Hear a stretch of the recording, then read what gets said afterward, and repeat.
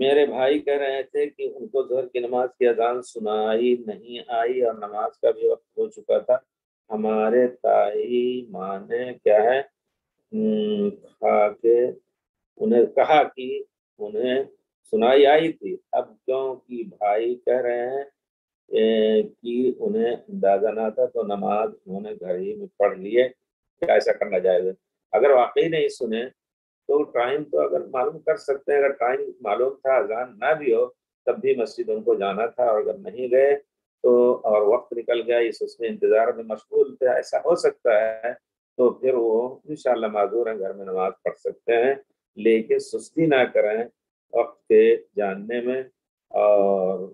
آج کل تو بڑی آسانیاں ہیں، اور آواز اگر نہ بھی آئے، مائکرو فون کبھی خراب ہو گیا تو اس کا مطلب ہے اگر مسجد جائیں گے ہی نہیں، وقت کا لحاظ رکھیں کہ فلاں ٹائم سے وقت شروع ہوتا ہے، آپ کے موبائل میں باقاعدہ یہ چیز رہتی ہے